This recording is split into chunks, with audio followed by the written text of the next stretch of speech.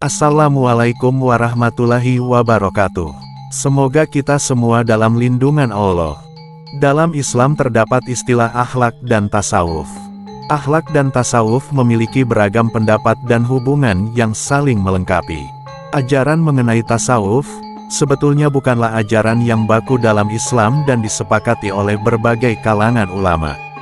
Terdapat berbagai pandangan dan pemikiran yang memberikan sumbangsih pada tasawuf.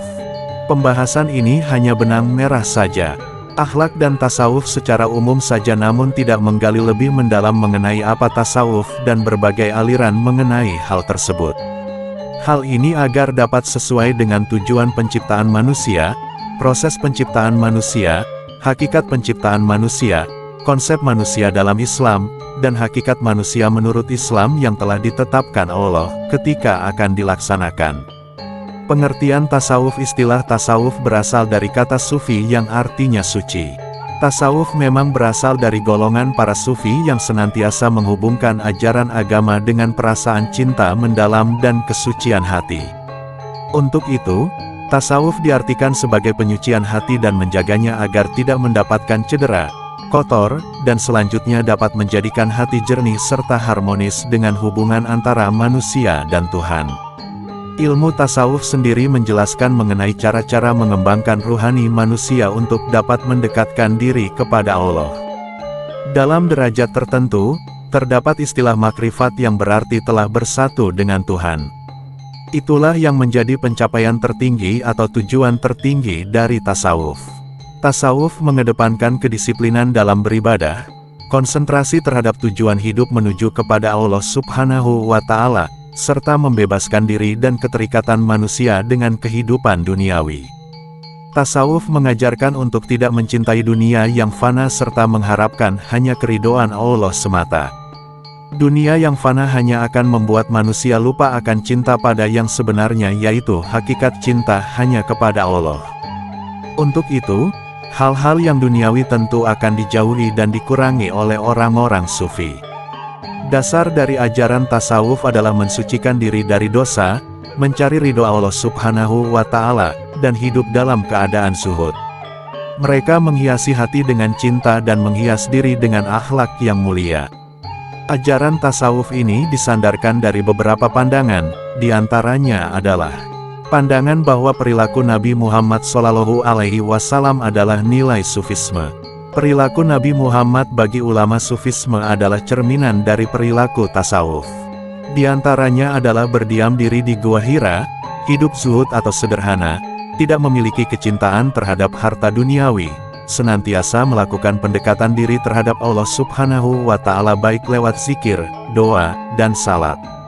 Pandangan mengenai tasawuf juga timbul karena pandangan akan sifat Nabi Muhammad SAW seperti bertaubat, sabar, tawakal, dan ridha atas apa yang diberikan Allah.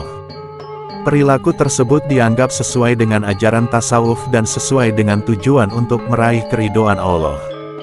Di dalam ayat Al-Quran juga terdapat ayat-ayat yang menjadi dasar bagi ajaran tasawuf. Di antaranya adalah, sungguh beruntung orang yang menyucikan jiwanya, dan sungguh merugi orang yang mengotori jiwanya. Qs. As-Syams 91:9,10. Dalam ayat ini dijelaskan bahwa orang-orang yang beruntung adalah orang yang mensucikan jiwa sebagaimana dari tasawuf.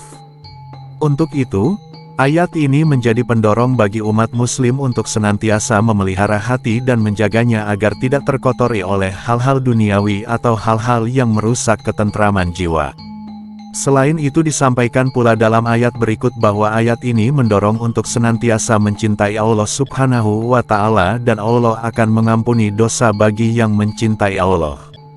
Tentu ini pun juga menjadi dasar akan tasawuf bahwa kecintaan pada Allah adalah segala-galanya. Katakanlah, jika kalian benar-benar mencintai Allah, ikutilah aku, niscaya Allah mengasihi dan mengampuni dosa-dosa kalian. Allah Maha Pengampun lagi Maha Penyayang. Qs. Ali Imran 31.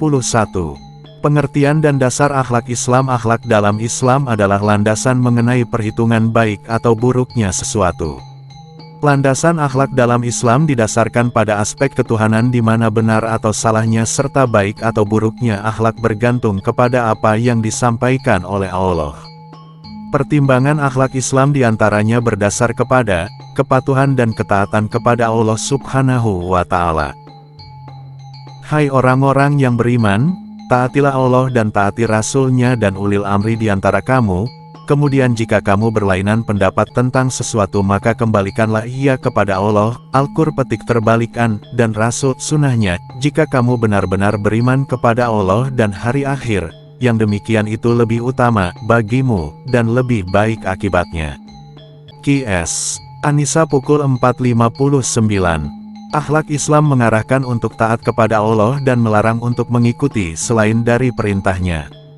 Untuk itu, akhlak Islam didasarkan kepada kepatuhan dan ketaatan hanya kepada Allah Subhanahu wa Ta'ala. Baik dan buruknya adalah sesuai dari perkataan Allah bukan manusia atau ajaran-ajaran yang bukan berasal dari Islam. Sesungguhnya telah ada pada diri Rasulullah itu suri teladan yang baik bagimu, yaitu bagi orang yang mengharap rahmat Allah dan kedatangan hari kiamat, dan dia banyak menyebut Allah. Qs. Al-Ahzab 33/21. Dalam Islam sendiri telah dijelaskan bahwa Rasulullah adalah teladan bagi umat Islam. Untuk itu, akhlak yang baik akan tercermin dari bagaimana Rasulullah Shallallahu Alaihi Wasallam berperilaku dan mencontohkan. Bisa dilihat dari tujuan perilaku atau teknis perilaku yang dicontohkan Rasulullah. Untuk memuliakan akhlak sejatinya kita juga bisa kembali melaksanakan sunnah Rasul. Tasawuf tentu tidak dilarang secara praktik jika tidak ada hal yang bertentangan dengan Al-Quran, sunnah, rukun iman, rukun Islam, dan fungsi agama. Hal ini dapat diperkuat misalnya dengan cara melaksanakan sunnah sebelum tidur, adab ziarah kubur, cara makan Rasulullah, melaksanakan cara mandi dalam Islam, zikir sebelum tidur, melaksanakan macam-macam salat sunnah, melaksanakan proses pemakaman jenazah menurut Islam, dan sebagainya.